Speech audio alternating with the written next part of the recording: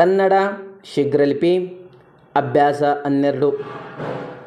ಆಕೆ ಉದ್ದೇಶ ಏನೋ ಗೊತ್ತಿಲ್ಲ. ನೆಕ್ಸ್ಟ್ ಊಟ ಉಪಹಾರ ಹೆಚ್ಚು ಬದಲಾವಣೆ ಬೇಡ.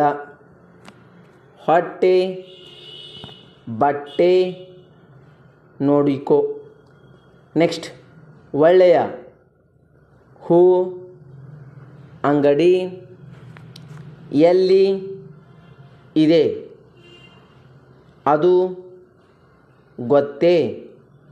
ನೆಕ್ಸ್ಟ್ ಓಹೋ ಮನೆ ಬೇಗ ಪತ್ತೆ ಹಚ್ಚು.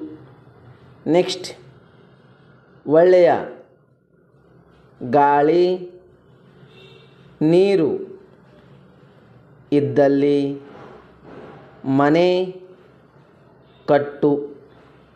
ನೆಕ್ಸ್ಟ್ ನೀನು ಪೇಟೆಗೆ ಹೋಗಿ ಹೆಚ್ಚು ಹೊತ್ತು ಮಾಡದೆ ಹಣ್ಣು ತ. ನೆಕ್ಸ್ಟ್ ಕಪ್ಪು ನಾಯಿ ಬಿಳಿ ಬೆಕ್ಕು ಆಟ ನೋಡಲು ಚೆನ್ನ. ನೀನು ನೋಡು ಬಾ. ಈ ಬಿಳಿ ಕೋಳಿ ಮೇಲೆ ಕಪ್ಪು ಚುಕ್ಕೆ ಇದೆ.